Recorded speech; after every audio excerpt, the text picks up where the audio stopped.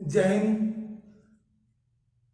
मैं सुरेश के उपखंड अधिकारी अपने RS 2020 जो आने वाला एग्जाम है उसकी मेंस की तैयारी करने के लिए मैं आपके सामने लेकर आया हूं समाज शास्त्र का टॉपिक, जिसका पहला भाग है भारत में समाज शास्त्रीय विचारों का विकास। मैं हर वीडियो के माध्यम से उनके टॉपिक को आपके सामने क्लियर करूंगा ताकि आपको अपनी प्रिपरेशन करने के लिए कहीं और दूर ना जाना पड़े। मेरा जो वीडियो आपके सामने पेश होगा वो सारा चीज कंसाइज करेगा, वो हर चीज को आपके सामने पेश करेगा जो आपके RS मेंस एग्जाम में जरूरत होती है। तो आज का मेरा जो टॉपिक है भारत में समाज शास्त्रीय विचारों का विकास। तो पहली मैं बात आपसे करूं समाज शास्त्र। पहली बात आपके सामने आती है समाज शास्त्र का अर्थ क्या है, व्हाट इज द सोशियोलॉजी। तो सोशियोलॉजी के बीच में आता है समाज शास्त्र, मतलब समाज का शास्त्र, मतलब समाज का अध्ययन, समाज का व्यवस्थित अध्ययन। तो बात आती है समाज क्या है। तो समाज किसको कहते हैं, तो कुल मिलाकर समाज किसी समूह को नहीं कहते हैं। समूह, समाज केवल समूह या एकत्रीकरण को नहीं कहकर वो विभिन्न प्रकार की जो समाज में रहने वाले व्यक्ति है उनकी बीच का जो पारस्परिक संबंध है उसका व्यवस्थित अध्ययन, व्यवस्थित चीजों को समाज कहते हैं।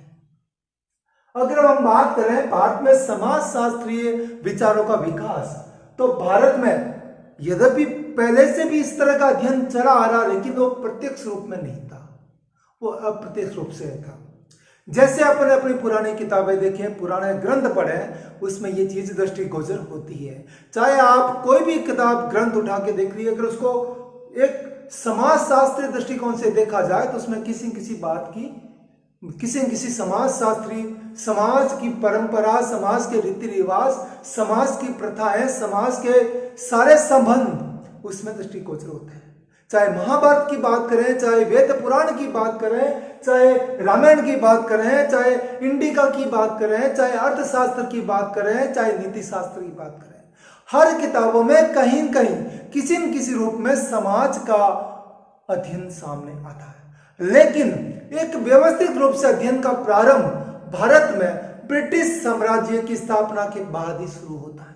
अगर मैं बात करूं कि भारत में समाज शास्त्रीय विचारों का विकास, तो उनको 3 कालखंडों में बांटा गया है।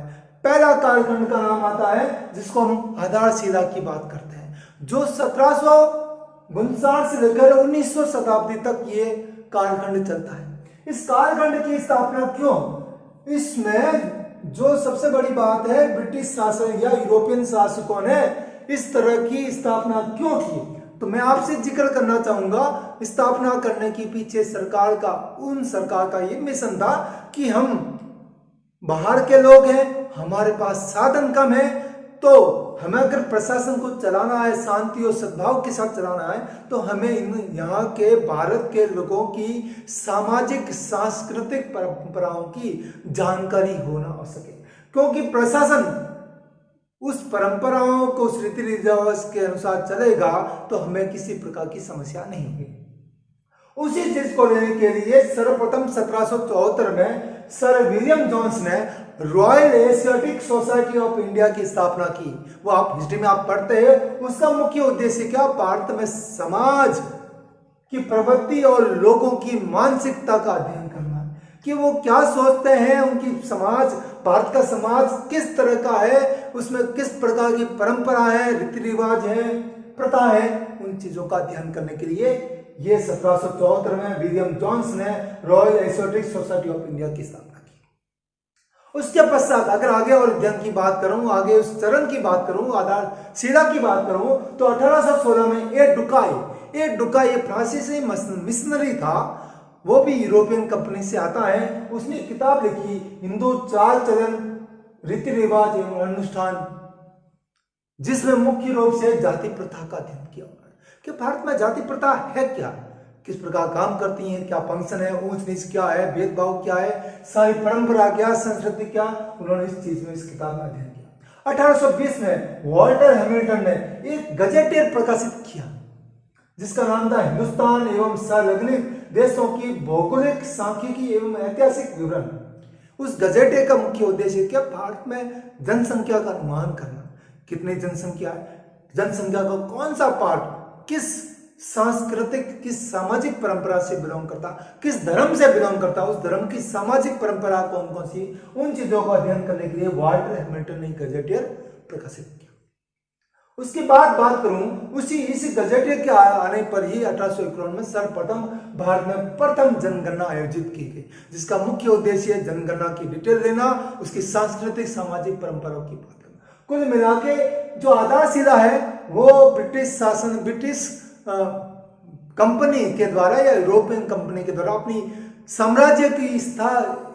साम्राज्य की आधारशिला को स्थापित करने के लिए, अपने साम्राज्य की प्रशासन व्यवस्था को सुचारू ढंग से संचालित करने के लिए इन्होंने भारत की समाज शास्त्रीय दृष्टिकोण को अपनाने का प्रयास किया। दूसरे कालखंडों की बात की जाए 1901 से लेकर 1950 तक की बात, इस कालखंड की मैं बात करूं, इस कालखंड में समाज शास्त्रीय विचारों का विकास मुख्य रूप से व्यावसायिकीकरण और विद्यालयीकरण हुआ। मतलब कुल मिला के इस समय अध्ययन मोटे तौर पे विद्यालय और कॉलेज में समाज शास्त्रीय विचारों का विकास हुआ।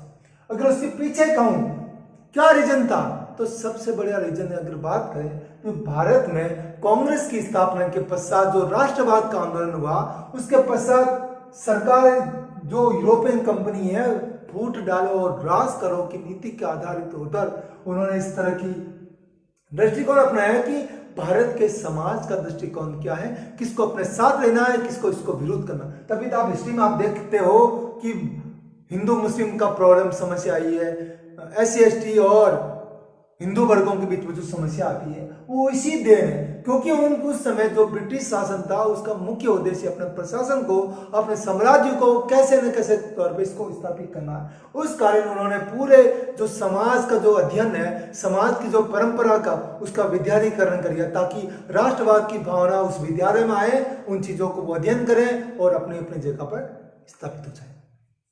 इसके लिए सर्वप्रथम हर्बर्ट रिजलर ने पीपल्स ऑफ इंडिया में जातियों का वर्गों एवं व्यवसाय में रूपांतरण, कि जातियां किस प्रकार वर्गों में डिस्ट्रीब्यूट हो रही है, जातियां किस प्रकार व्यवसाय में रूपांतरित हो रही है, उसका उन्होंने अध्ययन किया। A.R. ब्राउन ने एक बुक लिखी है सामाजिक संगठन, जिसमें उन्होंने अंडमान निकोबार द्वीप समूह के आदिवासियों के साथ अपना जीवन व्यतीत किया और उनके परंपराओं को बीच में रखकर उन्होंने अध्ययन किया। उस किताब का नाम लिखा सामाजिक संगठन। अगली बात करूं, 1914 में बंबई विश्वविद्यालय में पहली बार समाज शास्त्र का अध्ययन एक विद्यालय के विषय में, एक कॉलेज के सब्जेक्ट के रूप में प्रारंभ किया और उसमें S.C. रॉय ने मैन इन इंडिया नामक किताब का भी प्रकाशन किया। 1917 में कलकत्ता विश्वविद्यालय में भी समाज शास्त्र का अध्ययन प्रारंभ किया और जिसके प्रबंधक थे ब्रजेंद्र नाथ सिंह।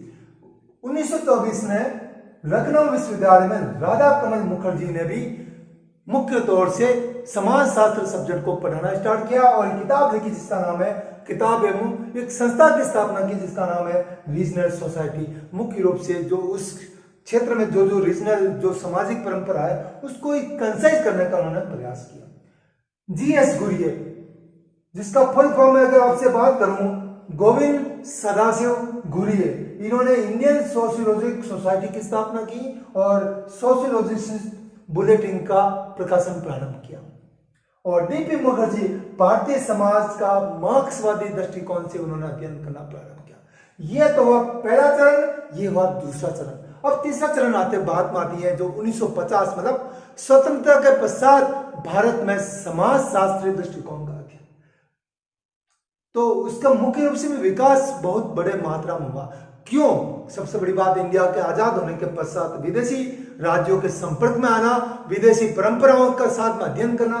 दूसरा काम है भारत सरकार ने स्वतंत्रता के पश्चात योजनागत विकास की स्थापना की, प्लानिंग करना स्टार्ट किया। और प्लानिंग करने के लिए सबसे बड़ी बात है, उन्होंने विभागों की स्थापना की। और प्लानिंग सक्सेस तभी होगी, गांव का विकास तभी होगा, या शहरों का विकास तभी होगा, या हिंदुस्तान का विकास तभी होगा, जब जो प्लान हमने बनाए हैं वो प्लान भारत की सामाजिक, आर्थिक, राजनीतिक और सांस्कृतिक परंपरा पर आधारित हो। उसको लेने के लिए सरकार के द्वारा ही मुख्य रूप से सरकार हिंदुस्तान के लोगों की सामाजिक, राजनीतिक, धार्मिक परंपराओं का अध्ययन करना आवश्यक हो गया, ताकि उनकी क्या समस्या है उस समस्या को समाधान करने के लिए हम प्लान कर सकें।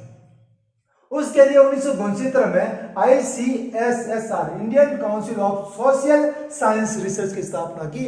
मतलब एक परंपरा जो एक होती थी, विभाग के तौर पर एक विभाग बनाया, जिसका मुख्य उद्देश्य सरकार के द्वारा सामाजिक परंपरा का अध्ययन करना। ऐसी दुबे एक किताब लिखी, इंडिया चेंजिंग विलेज, मतलब उन्होंने गांवों का मुख्य रूप से अध्ययन किया और उन्होंने बताया कि गांवों में जो योजनाबद्ध विकास होता है और साथ साथ में जो गांवों की सामाजिक और सांस्कृतिक परंपरा, दोनों एक दूसरे के साथ कोरिलेट है, उन दोनों का आपस में संबंध है। और उन दोनों के संबंध अगर हमको पता नहीं होता तो हमारा योजनाबद्ध विकास सक्सेस नहीं हो पाए। MN श्रीनिवास, सबसे बड़ा सोशियोलॉजिस्ट इंडिया का, जिन्होंने किताब लिखी प्रभुत्व संपन्न जाति, मतलब जिस जाति का प्रभुत्व होता है वो जाति उसके उस एरिया में सामाजिक, आर्थिक, राजनीतिक और धार्मिक सत्ता में सर्वश्रेष्ठ मानी जाती है।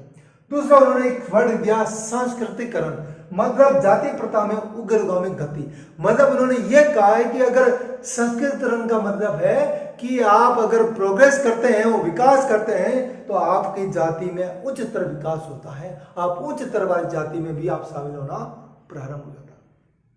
तीसरा उन्होंने टॉपिक दिया पश्चिमीकरण, ये है MN श्रीनिवास। फिर उन्होंने योगेंद्र सिंह नामक एक समाजशास्त्री, जिन्होंने भारतीय परंपराओं का आधुनिकीकरण नामक किताब लिखी, जिसमें उन्होंने बताया कि भारतीय परंपरा और आधुनिक परंपरा भी आपस में कोरिलेट है, एक परंपरा दूसरे परंपरा के साथ आधारित होती है। KM कापाडिया, हिंदू किनशिप और marriage and family in India नामक किताब का प्रकाशन उन्होंने किया था। PN प्रभु, हिंदू सोशल ऑर्गेनाइजेशन नामक किताब का लिखी उन्होंने भारत की जाति प्रथा, भारत की आश्रम व्यवस्था का व्यवस्थित रूप से अध्ययन किया था। और लास्ट आती है GS गुरिये, गोविंद सदाशिव गुरिये, जिन्होंने किताब लिखी जाति, वर्ग एवं व्यवसाय, जिसकी मुख्य उद्देश्य है कि किस प्रकार जाति का उद्भव हुआ, किस प्रकार वर्गों का उत्पन्न हुआ, किस प्रकार व्यवसाय का उद्भव होता है। और last and final DN Majumdar, जिन्हें रूरल प्रोफाइल नामक किताब का वर्णन किया, जिसमें जाति प्रथा का अध्ययन उन्होंने किया।